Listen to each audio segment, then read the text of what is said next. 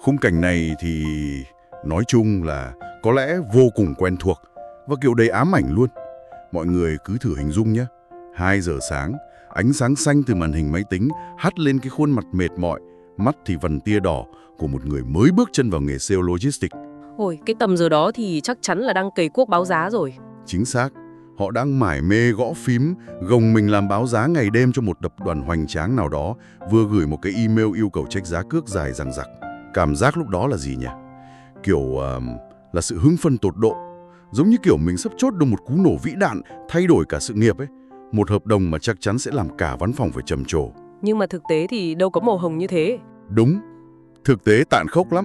Ngày này qua tháng khác, những cái email gửi đi rơi vào một khoảng không tĩnh lặng đáng sợ. Không một lời hồi đáp, hoặc tệ hơn và đau đớn hơn rất nhiều.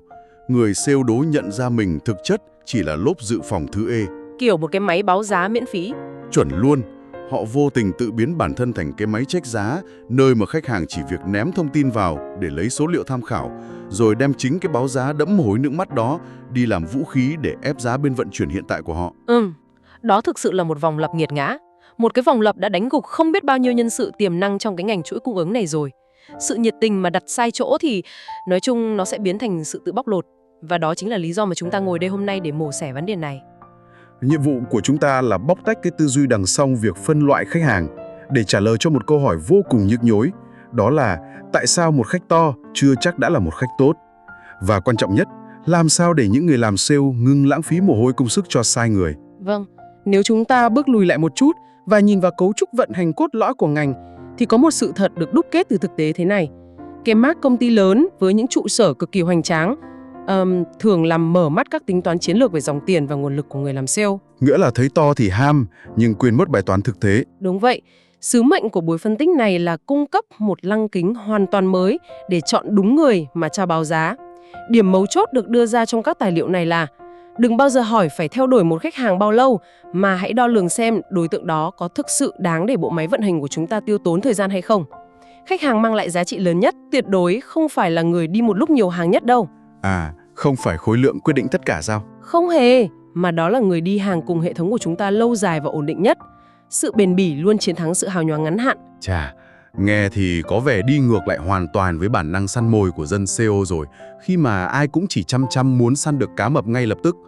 Vậy thì làm thế nào để định nghĩa lại một khách to thực sự đây chị? Trong các tài liệu chúng ta đang xem xét thì tôi thấy có một công thức được hệ thống hóa qua bộ 3 chữ D, đó là đều, đậm và đáng.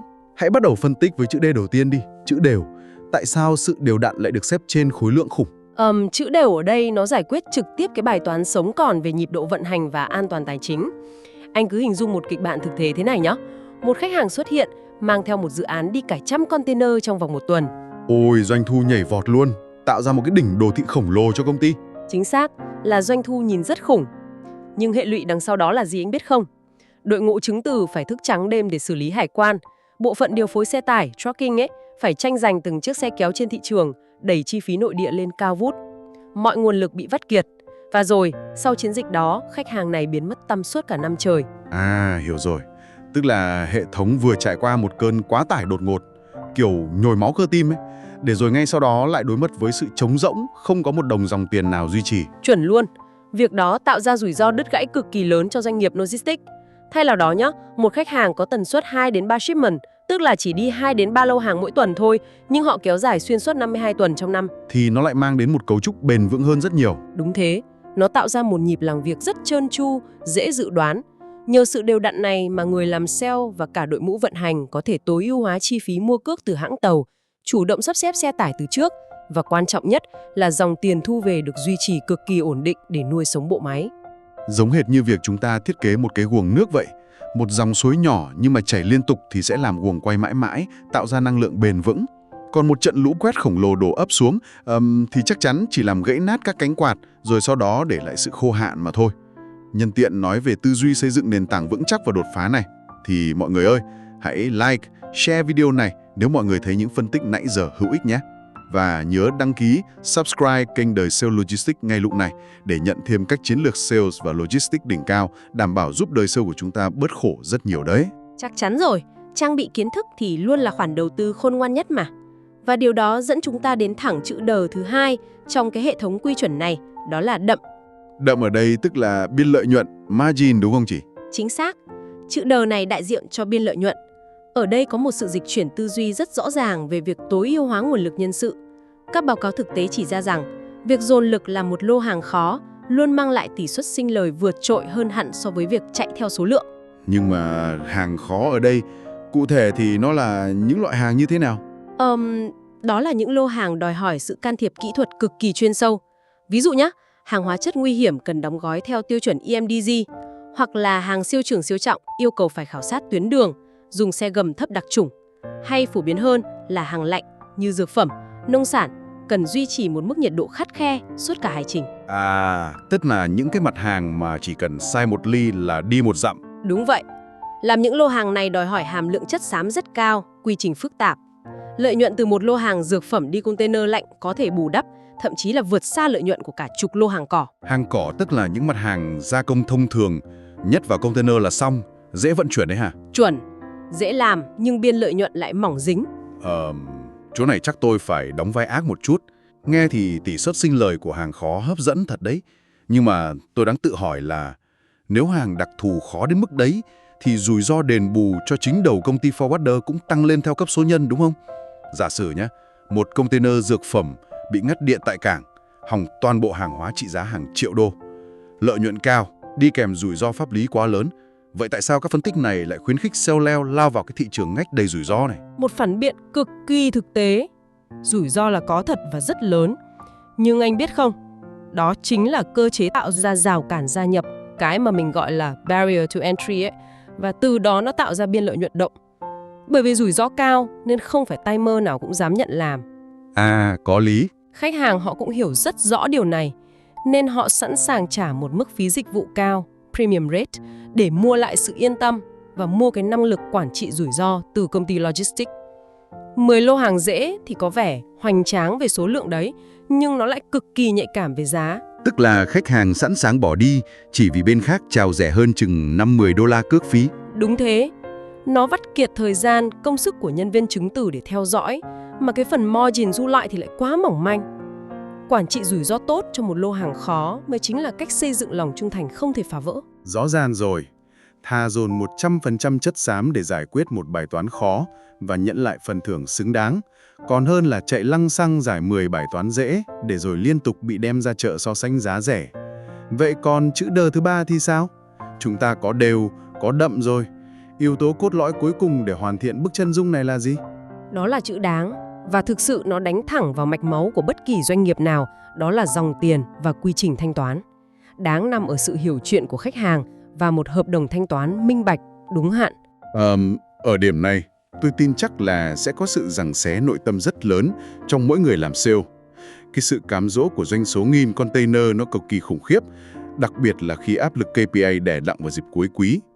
Thử tưởng tượng xem, nhìn con số hàng nghìn con chiếm trệ trên bảng báo cáo, sếp tổng nào mà chẳng mở cờ trong bụng. Vị thế của người sale đó trong công ty cũng bay cao luôn. Làm thế nào một người sale có đủ lý trí để chê một khách hàng mang lại khối lượng khổng lồ đến vậy? Đó chính là một cái bẫy chết người nếu chúng ta chỉ nhìn vào bề nổi. Để tôi giải thích cơ chế của cái bẫy này nhé. Chúng ta cần mổ xẻ cách mà dòng tiền luân chuyển trong ngành forwarding. Công ty logistics thường phải ứng trước tiền cước tàu cho hãng tàu, trả trước tiền nâng hạ tại cảng, thậm chí ứng trước tiền thuế hải quan cho cái lượng hàng khổng lồ đó. Đúng rồi, toàn là tiền tỷ ứng ra không đấy. Vậy nếu một khách hàng đi 1000 con, nhưng họ lại lạm dụng vị thế ông lớn để ép điều khoản công nợ gối đầu lên đến 6 tháng hoặc cả 1 năm trời, thì chuyện gì xảy ra? Thì dòng tiền bị giam hoàn toàn luôn, chết đứng. Chính xác, khối lượng khổng lồ đó lập tức biến thành một cục tạ tài chính khổng lồ, kéo chìm thanh khoản của công ty xuống đáy. Trong khi công ty logistics phải cổ trả lãi suất ngân hàng cho cái khoản tiền đi ứng trước, thì cái lợi nhuận trên giấy từ ngàn con kia làm sao mà đủ bù đắp chi phí vốn? Nghe giận người thật. Thậm chí nhá, nếu khách hàng phá sản hoặc chây ỳ không trả, công ty logistics có thể sụp đổ theo luôn. Đó không phải là khách to, đó là một quả bom nổ chậm vắt kiệt sinh lực của doanh nghiệp. Một khách hàng đáng là người trân trọng dịch vụ và họ hiểu rằng thanh toán đúng hạn chính là cách duy trì chuỗi cung ứng khỏe mạnh cho chính bản thân họ. Quá sâu sắc, chúng ta đã đặt bầu thành công ảo tưởng về doanh số bề nổi và vẽ ra được hình dáng thực tế, cơ chế vận hành của một khách hàng lý tưởng. Tức là họ đi hàng đều đặn để giữ nhịp, mang lại lợi nhuận đậm từ chất xám và thanh toán đáng tin cậy để bảo vệ dòng tiền. Nhưng mà, có một vấn đề lớn tiếp theo mở ra ở đây. Giữa một đại dương hàng ngàn các profile công ty, hàng vạn doanh nghiệp xuất nhập khẩu ngoài thị trường, họ đâu có dán cái nhãn "tôi là khách đều đậm" đáng lên trán đâu. Vậy thì làm sao để chúng ta có thể đánh hơi và lọc ra đúng con mồi tiềm năng này? Việc đọc vị hồ sơ công ty hay profile đòi hỏi một bộ lọc nhạy bén. Các tài liệu có chỉ ra 3 dấu hiệu mang tính cơ chế sống còn để chúng ta soi chiếu. Dấu hiệu thứ nhất chính là quay lại câu chuyện sản phẩm đặc thù. Khi rà soát danh sách, người SEO hãy đặc biệt đưa vào tầm ngắm những doanh nghiệp xuất nhập khẩu các mặt hàng đòi hỏi kỹ thuật bảo quản cao như hàng lạnh, quá khổ hoặc hàng nguy hiểm. Cơ chế tâm lý đằng sau dấu hiệu này là gì chị nhỉ? Có phải vì giám đốc chuỗi cung ứng của họ sợ mất việc hơn là sợ tốn tiền cước không? Một cách diễn đạt rất thực tế đấy. Yếu tố kỹ thuật cao tỷ lệ thuận với mức độ sợ hãi rủi ro. Chúng ta hãy thử đặt mình vào vị trí của người quản lý chuỗi cung ứng bên phía khách hàng đi. Nếu một container thiết bị y tế nhạy cảm bị rớt lại cảng, hoặc hệ thống làm lạnh bị hỏng mà forwarder không đủ năng lực can thiệp tức thời, thì sao? Hậu quả tài chính có thể lên tới hàng triệu đô la, chưa kể uy tín thương hiệu của họ bị hủy hoại trong mắt đối tác. Quá rủi ro nên họ không dám mạo hiểm đổi nhà cung cấp bừa bãi. Đúng, vì sự ám ảnh rủi ro này, họ khao khát sự an toàn tuyệt đối. Khi họ đã tìm được một công ty logistics làm việc chuẩn chỉnh, xử lý sự cố mượt mà, họ gần như đóng băng danh sách nhà cung cấp luôn. Họ sẽ thẳng thừng từ chối mọi lời chào mời rẻ hơn từ đối thủ của chúng ta, bởi vì thực chất, họ đang mua bảo hiểm cho sự nghiệp của chính họ, chứ không phải đang mua cước tàu vận chuyển đơn thuần nữa. Ồ, khúc này chắc chắn là chạm đến nỗi đau của rất nhiều người đang theo dõi đây. Mọi người ơi, mọi người đã từng gặp phải nỗi đau nào tồi tệ nhất khi cố gắng tiếp cận một khách hàng có hàng hóa đặc thù? Rõ ràng là chúng ta mang đến một giải pháp thay thế cực kỳ xuất sắc, nhưng cuối cùng lại bị từ chối khéo chỉ vì bên vận chuyển cũ của họ đã quen mặt và tạo được cái vỏ bọc an toàn quá lớn chưa? Hãy để lại bình luận và chia sẻ câu chuyện thực tế của mọi người ngay dưới video này để chúng ta cùng phân tích nhé. Chắc chắn là sẽ có rất nhiều bài học hay được rút ra từ những bình luận đó. Còn bây giờ, chuyển sang dấu hiệu thứ hai trong bộ lọc đánh hơi. Đó là mức độ và chất lượng phản hồi. Chúng ta cần một lăng kính để phân định rạch ròi giữa một khách hàng đang tìm kiếm người đồng hành và một khách hàng mang đậm tư duy con buôn. Việc này thể hiện qua nội dung email như thế nào? Rõ ràng là một người phản hồi email nhanh thì chưa chắc đã là một đối tác tốt. Chuẩn, tốc độ không phải là thước đo ở đây, mà là chiều sâu của nội dung. Một người mang tư duy con buôn sẽ chỉ gửi những phản hồi cụt lùn mang tính vất kiệt thôi. Kiểu như, cước bên em cao hơn bên kia 10 đô, giảm đi rồi làm việc. Ôi, nghe câu đấy là tuột mút luôn. Thật sự, họ xem người sale chỉ là một tham số trong bài toán trừ của họ. Ngược lại nhá, những khách hàng tiềm năng dù bận rộn đến mấy, nếu họ thực sự đang tìm một đối tác chiến lược, phản hồi của họ sẽ mang tính hé lộ nỗi đau. Hé lộ nỗi đau là sao? Tức là họ có thể viết thế này: cước của bên em tốt, nhưng hiện tại kho bãi của anh đang kẹt. Quy trình làm kiểm tra chất lượng ở cảng của em có thể đẩy nhanh trong 24 giờ được không? Đó là một tín hiệu xanh chói lọi luôn. À, hiểu rồi. Nghĩa là họ đang mời chúng ta bước vào giải quyết một bài toán quy trình, chứ không phải là một bài toán trả giá ngoài chợ. Chính xác, họ đang tìm kiếm một bộ não quản trị chuỗi cung ứng, một người đồng hành thực sự có thể giải quyết vấn đề. Dấu hiệu thứ ba, và có lẽ là góc nhìn ngược ngạo mà thú vị nhất, nằm ở việc phân tích tần suất xuất nhập khẩu vào đúng mùa cao điểm, tức là peak season á. Khoan đã. Mùa cao điểm như trước Tết hoặc đợt Giáng sinh thì khách hàng nào mà chẳng bận tối mắt tối mũi. Hàng hóa thì chất đống, kho bãi thì quá tải. Nếu mà nhấc máy gọi điện chào dịch vụ lúc đó thì khả năng bị dập máy, thậm chí là bị mắng là cực kỳ cao luôn chứ. Logic thông thường thì ai cũng nghĩ thế, nhưng khi chúng ta mổ xẻ cơ chế cung cầu lúc cao điểm, một sự thật khác lộ ra. Trong mùa cao điểm, năng lực vận tải trên thị trường bị cạn kiệt, chỗ trên tàu hay còn gọi là space cực kỳ khan hiếm. Nếu một khách hàng đang ngập đầu trong hàng hóa, áp lực giao hàng cho đối tác đè nặng, mà khi nhận được điện thoại, họ vẫn chịu khó ngồi lại vài phút để nghe về giải pháp không gian tải trọng mà chúng ta có, thì đó thực sự là một kèo thơm. Giải mã cơ chế này thì ý chị là họ đang bế tắc toàn tập với nhà vận chuyển hiện tại, bị rớt hàng, và cuộc gọi của chúng ta lúc đó giống như một tiếng chuông cứu hỏa. Hoàn toàn đúng. Việc họ bận rộn đến kiệt sức mà vẫn cố gắng lắng nghe chính là một tiếng kêu cứu thầm lặng đó. Lúc này tính co giãn của giá cả không còn quan trọng nữa rồi. Giải pháp của hệ thống chúng ta mang đến lúc này không phải là dịch vụ vận chuyển thông thường, nó là sự giải thoát để họ không bị phạt hợp đồng trễ deadline hàng trăm nghìn đô. Tuyệt vời. Vậy là chúng ta đã nắm trong tay bộ radar tối tân để quét trúng mục tiêu rồi. Khách hàng đã lộ diện. Nhưng tôi nghĩ đây mới là lúc mọi thứ trở nên mong manh nhất. Chiến thuật tiếp cận là gì để không biến bản thân thành một kẻ đeo bám phiền phức? Suy cho cùng, bản chất của ngành logistics là bán niềm tin vô hình, bán một dịch vụ chưa hề xảy ra. Mà niềm tin thì làm sao có thể xây dựng thần tốc qua vài ba cái email được. Đây chính là lúc chúng ta cần áp dụng kỷ luật thép về mặt thời gian. Các phân tích vạch ra một lộ trình tiếp cận 3 giai đoạn rất nghiêm ngặt nhằm ngăn chặn việc người sale bị cuốn vào tâm lý con bạc, kiểu đâm lao thì phải theo lao. Giai đoạn 1 là từ 1 đến 3 tháng đầu tiên. Đây là bước chào sân. Chờ đã, 3 tháng mà khách im lặng thì phải bỏ cuộc sao? Trong ngành sale, người ta hay rao giảng triết lý là never give up, kiên trì bám đuổi đến cùng cơ mà. Nếu dừng lại ở tháng thứ 3, liệu có phải là mình bỏ cuộc quá sớm không? Sự kiên trì mù quáng chính là kẻ thù số 1 của hiệu suất. Trong 1 đến 3 tháng đầu, chúng ta thay đổi mọi góc độ tiếp cận, từ gọi điện, gửi hồ sơ năng lực đến việc đưa ra các gói cước thử nghiệm. Nhưng cơ chế tâm lý ở đây là thế này. Nếu sau 90 ngày dùng đủ mọi cách mà cánh cửa vẫn đóng chặt, im lặng hoàn toàn, thì rào cản ở bên trong doanh nghiệp đó đang quá dày. Việc tiếp tục dồn năng lượng vào đó sẽ tạo ra chi phí cơ hội khổng lồ. Tức là mình mất thời gian cho họ thì sẽ lựa mất khách hàng khác tốt hơn. Đúng vậy. Kỷ luật ở đây là phải biết dùng lý trí để nhấc họ ra khỏi danh sách theo đuổi chủ động và đưa vào danh sách chờ tĩnh. Đừng để cảm xúc lấn át lý trí. Hiểu rồi. Vậy nếu qua giai đoạn 1 mà có tương tác mở cửa, dù chỉ là vài trao đổi thông tin thị trường nho nhỏ thôi, thì chúng ta bước vào giai đoạn 2.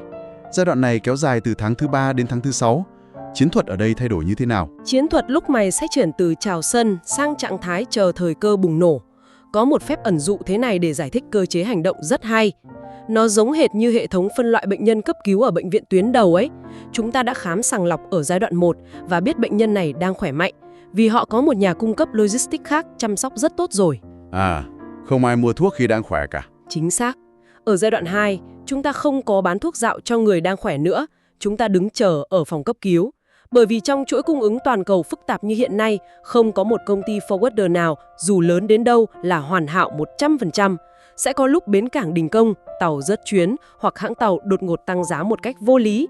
Và khi đối tác cũ của họ vấp ngã, khách hàng bắt đầu ngộp thở, khủng hoảng xảy ra. Thì đó là lúc chúng ta ôm bình oxy nhảy vào. Nhờ sự túc trực duy trì tương tác từ trước, chúng ta nắm bắt được ngay khoảnh khắc đứt gãy đó để đưa ra giải pháp cứu giá kịp thời. Lúc đó, vị thế hoàn toàn thay đổi. Thay đổi thế nào nhỉ? Chúng ta không còn là người đi xin xỏ làm dịch vụ nữa, mà trở thành bác sĩ cấp cứu giải cứu lô hàng hàng triệu đô của họ. Lòng tin được xây dựng bằng một lần cứu giá xuất sắc, có sức nặng bằng hàng trăm cái email báo giá thông thường cộng lại. Thật sự ấn tượng với cái cơ chế phân cấp này. Vậy, nếu trôi qua 6 tháng mà biến cố vẫn chưa xảy ra, đối thủ cũ của chúng ta làm việc quá xuất sắc, thì giai đoạn 3 sẽ diễn ra thế nào để chúng ta không trở nên vô hình trong mắt khách hàng? Giai đoạn 3 là sau 6 tháng. Nguyên tắc cốt lõi là giảm thiểu công sức nhưng gia tăng chiều sâu của sự hiện diện thông qua follow-up tự động. Nhưng mấu chốt nằm ở cách làm. Đa số sai lầm của sale là hay gửi đi những tin nhắn vô hồn kiểu "Dạ, anh chị tuần này có hàng đi không?" Nó tạo ra áp lực và sự khó chịu khủng khiếp. Vậy nội dung đúng phải là gì để xây dựng được quyền lực chuyên gia trong mắt họ? Phải cung cấp giá trị, thông tin mang tính cảnh báo hoặc định hướng. Ví dụ nhé, gửi một bản tin phân tích về tình trạng kẹt cảng đang diễn ra tại bờ Tây nước Mỹ, ảnh hưởng thế nào đến thời gian giao hàng, hoặc là cảnh báo sớm về phụ phí xăng dầu sắp tăng vào tháng tới. Ồ, toàn những thông tin sát sườn với túi tiền của họ. Đúng thế. Bằng cách gửi thông tin quản trị rủi ro, thay vì bảng giá cước, người sale định vị bản thân từ một người bán dịch vụ thành một cố vấn thị trường. Giữ cho thương hiệu cá nhân của người sale luôn nằm trong ngăn kéo tâm trí khách hàng, để khi biến cố thực sự xảy ra, ở phút thứ 89, số điện thoại đầu tiên họ bấm gọi là số của vị chuyên gia đó, chứ không phải ai khác. Tuyệt vời. Vậy tổng hợp lại, tất cả những sự phân tích phức tạp này mang ý nghĩa cốt lõi gì?